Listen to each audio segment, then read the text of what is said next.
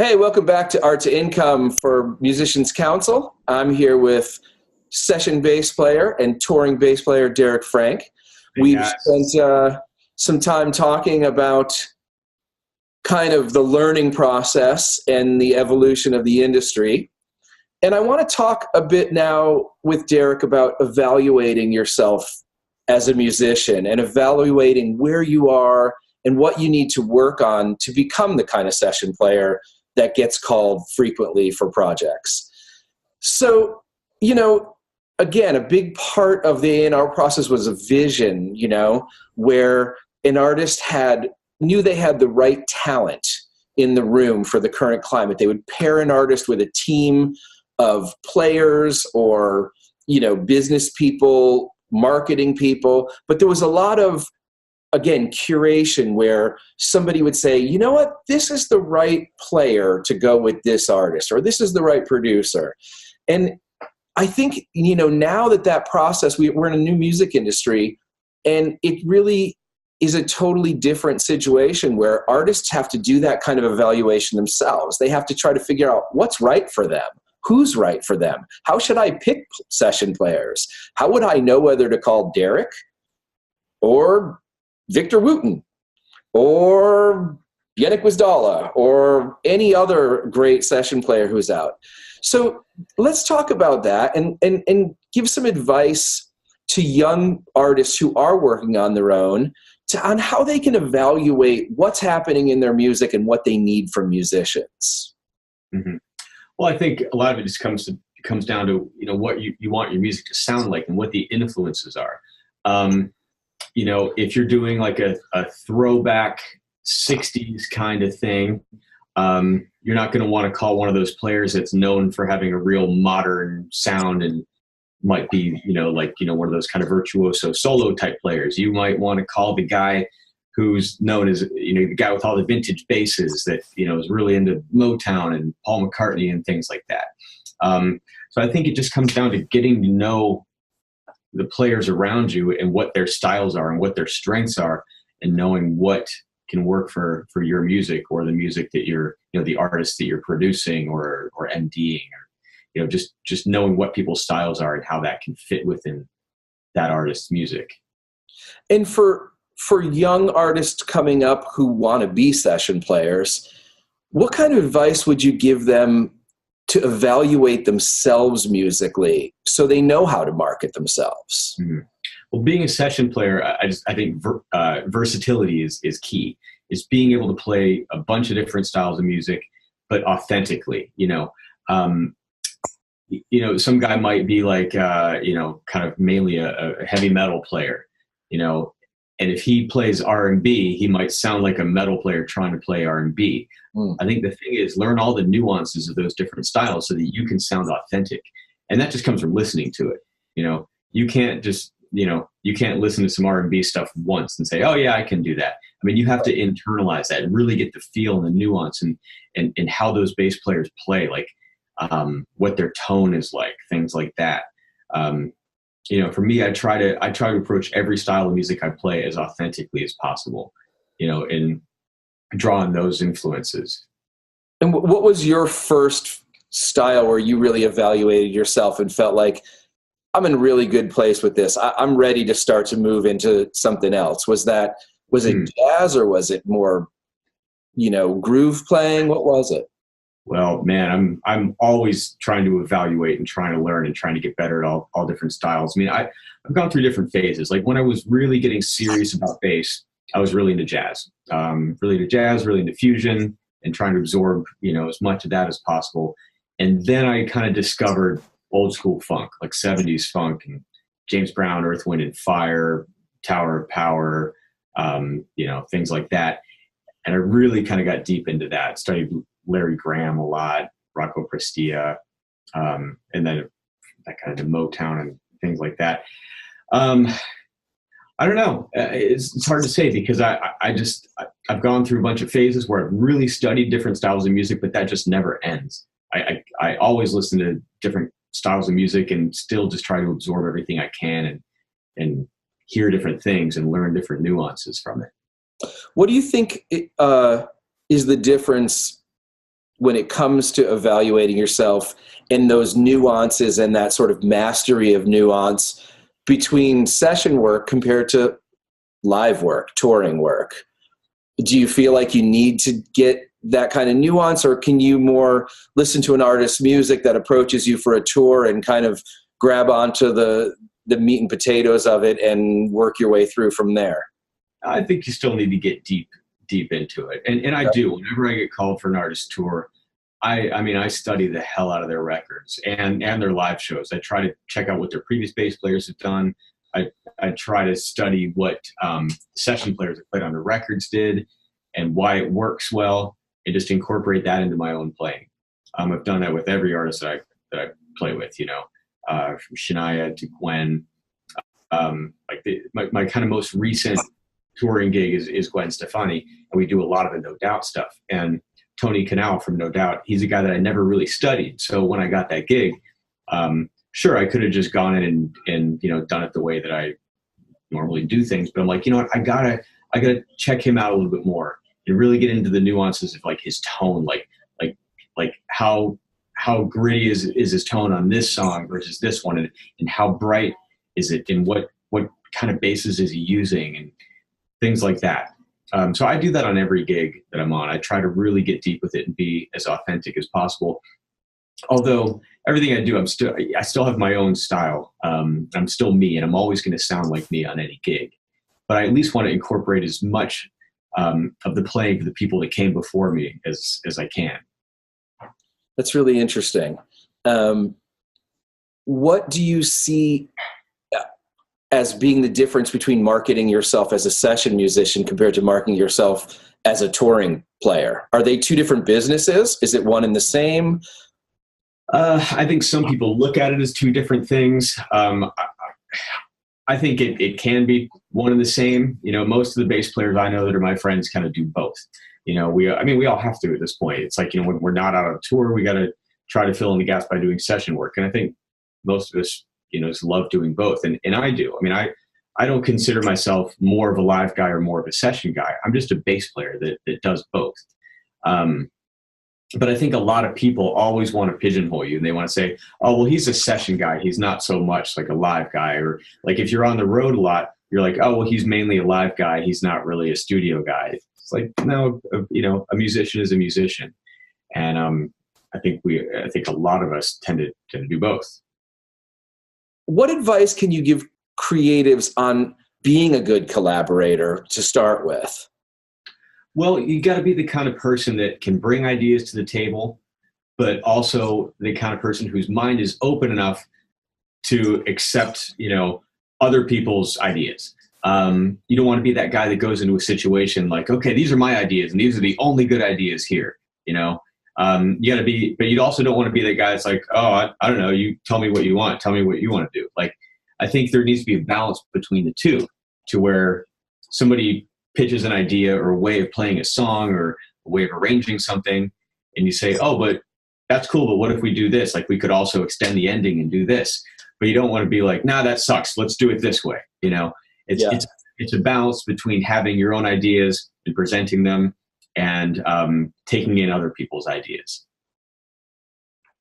What tools in your, you know, sort of toolkit as a player do you rely on in those collaborative situations when things are changing, and maybe what you came into a session thinking was going to happen, all of a sudden, you know, there's been some changes going on, and now you're kind of put on that other side where you're being a good collaborator and you're following along and trying to serve the artist.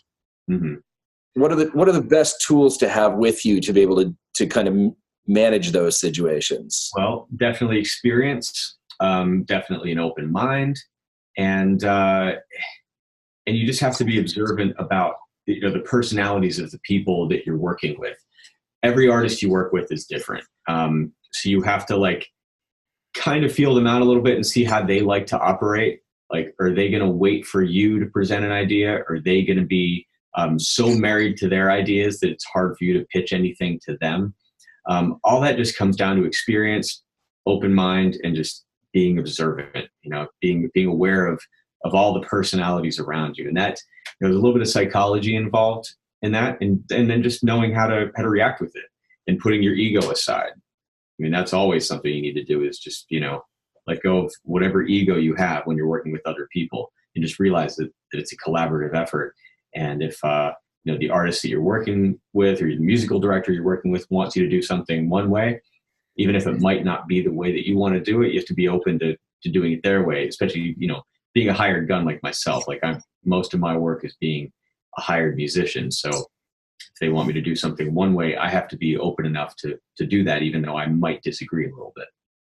Yeah. And I think that, in a lot of situations in my own personal experience, an NMD will want you to hear their guidance. They'll want you to follow their guidance, but ultimately what they want is for then you to come back around and show them your way of doing it. Mm-hmm. And I think a lot of times where the problem hits is when that process doesn't allow itself to complete the cycle. And I think that really is a personality thing, because most of the time, in my experience, when that sort of cycle of somebody wants something, mainly just because they're trying to get a vision out, and then ultimately they've brought the players in the room they want because they want them to play the way they play. Ultimately, that cycle gets stopped along the way, not because of anything musical, but because of ego problems. And when you can supersede that and you can kind of get past that, you often kind of find your way all the way back around, and it winds up being back to you doing exactly what you wanted to do. Sure. And I've been lucky. I've worked with some really good artists and musical directors, and I think things always work best when an artist hires a musical director because they like what they do and they trust them. And then they ask that musical director to put a band together with musicians that musical director knows will serve the artist's music the best, both personality-wise and musically. And so then, like, when things are put together that way, there's like already a good amount of trust in the room, to where like there's not gonna. It's just easy. It's a no-brainer. Like a lot of the situations I've been in the past few years, like whether it's Gwen or Shania or some other people, it's just the team was put together with a purpose, because everybody trusts everybody, and you come in and it just works because we all know what to do. We're all like-minded. And that's always the best situation, a lot of times it doesn't happen that way. An artist will want to audition a whole new band. They'll do some cattle call audition, not really knowing any of the guys ahead of time. And then you don't really know what you're going to get. The artist might, hire whoever they hire, just whatever reason. Then they put them in a room together and realize that, oh, maybe these guys don't all work well together. They're not really like-minded. But when it happens that way, like artist, MD, band, they put together like-minded people. It's a no-brainer most of the time. Yeah, that's really cool. Yeah. The other element to all this is that production has changed a lot in recent years. And when you look at, the influence of kind of urban music and EDM on pop music, and you start to see a lot of collaborations between big pop artists and DJ producers, hip hop producers. A lot of that type of contemporary music, there's a lot of experimentation in it. The playbook is not quite as simple as it used to be as a session player, when you'd walk into an R&B session and go, I know what we're doing in here today. We're doing R&B. Mm-hmm. Where, nowadays, a lot of what can make great production is creativity and things people have never heard before. How do you follow along when you're not quite sure what the person's looking for in the room, but you also know that there's something really special there creatively, and you want to follow? Mm-hmm. I think that's where experience and also versatility comes into play. Because I've done some recording like that where the basic track is something electronic, something that some kind of DJ type producer put together. Then they want to put some live instruments on top of it. And sometimes it could be something that's a totally different style. It can be a whole EDM thing, but then they want like a rock bass line on it. Sure. Or I've done stuff where it's like a a disco bass line or something like that. Yeah. It's usually left up to the musician to kind of come up with something. So a lot of times these people don't really speak in musical terms. Their world is a little different than the world of the instrumentalist. So I've done sessions before where they're just like, "Oh, what do you think here?" And I might just kind of like put some cool little like Jamiroquai-ish bass line on something, you know, and that might be cool, you know. Yeah. It might not, you know, it's something that's weaving around whatever synth bass they have on it. Or it's like I might, you know, put just a distorted rock bass line on something. Sure. But I think that just comes down to like experience, being able to play different styles, being able to listen to something and say, like, let me try this. Like, and then just being able to shift in a different direction if need be. Like you record one style, they're like, that's cool, but let's hear something else. And then you have to just kind of shift your brain to do something different. Versatility and open-mindedness is really a part of modern music. And it is a different playbook than the old days where, you know, you were doing an Anita Baker record and you knew what the style was going to sound like. You knew what the drummer was going to play. You knew, I mean, there'd be a lot of nuance to what they played differently than what you were expecting, but you know, they weren't going to come in and put a filter over their bass and just be playing like, you know, weird sliding lines the whole time. And you're going, what is he doing? Yeah. But nowadays, those kind of magic moments in a session can really come off and be quite inspiring. They might actually inspire a bass line that goes on top of it. All those rules are gone, you know, in music production. And so I think, you know, hearing from a session player who's done those kind of traditional sessions, who worked with somebody like a Shania Twain, but can also get in a room, you know, or on tour with a Gwen Stefani who's pushing boundaries and doing those kind of things, you know, that's where you start to see that need for open-mindedness and versatility really play out. Yeah. And I just think you need to, you know, just be creative. You know, creativity comes into play there, and you got to just have the mindset that anything goes, you know, and it's cool to try something different. Like I remember a year or so ago, I did a session where they brought in all these composition students from USC, and they had these songs, and they'd never worked with session players before. So me and a drummer were in this studio, and we played one song for each of these students, probably like 8 students. And it was definitely one of those things where like anything goes. Like a lot of it was kind of like electronic, and kids didn't really have a specific thing in mind. So, you know, I'd be like, oh, maybe I can do this. I'll play with a pick here or something. Mm-hmm. And then there'd be like a thing where like, well, why don't I kick on some pedals and just like hit a whole note and do some pedal tweaking like over this thing. Like I got this thing that would, you know, fit well with that. And so it just takes just being creative and knowing that like anything goes. Like this isn't just a rock tune where you're going to play just a straight up rock, you know, 8th note bass line. This is something where you can play anything you want, and it's, you know, whatever you think can enhance what's already there, the electronic stuff.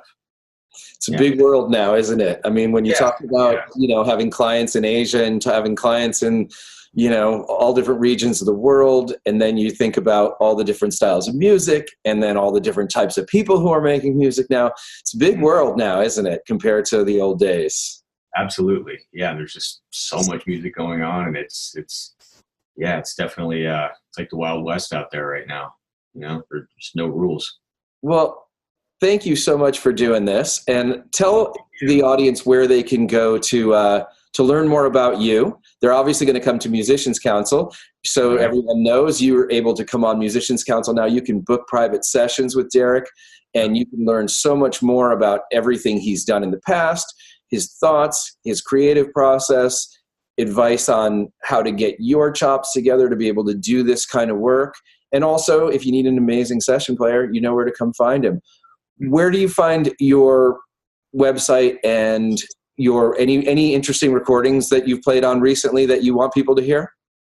Let's see. First my website, that's derekfrank.com. That's DEREKFRANK.com. I try to keep it updated with my schedule of where I'm going to be and what I'm up to. I try to keep it updated, you know, once a month or so. So that's where you can find all the info about me and all that. As far as recordings, there's a band I've been working with for the past few years. in LA here, an independent rock band called the Dirty Diamond. And we are just about finished with the record. It's a really cool rock project that has some psychedelic elements, some jam elements, but really it's a rock band. It's got, Zeppelin influence and Queen influence, but also, like I said, with some, kind of a jam element and a little bit of psychedelic stuff going on. We have a record that's going to be coming out very soon. We're just putting the final touches on the artwork and all that. So look out for that. I'll have something on on my website about that. Let's see what else is coming out. That might be the main thing. There's a band I was in for a few years called Mindi Abair and the Boneshakers. We did 2 records. Those are out. One came out early last year. It's called the East West Sessions. That was fun. And then I've been doing a lot of sessions for a Mexican producer, for a lot of Mexican artists. Really? So there's a big Mexican artist named Juan Gabriel. He's passed away now, but I played on his final 2 records. And then there's a tribute album by another Mexican artist named Christian Castro.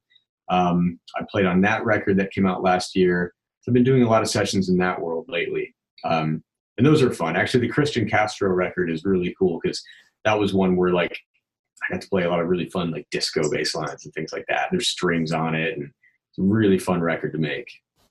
Yeah. Really cool. Well, it sounds like you're doing a lot of amazing things, a lot of versatility. And I know you have a mantra that says, just always say yes. Pretty much. Yeah, and I couldn't agree more. I think, you really have to put yourself out there and, evaluate yourself, work on collaboration skills, know that you have the talent and all of the, the fundamentals underneath yourself. But then it really does come to putting yourself out there and making yourself available. Yeah, for sure. So, well, thanks for making yourself available to do this.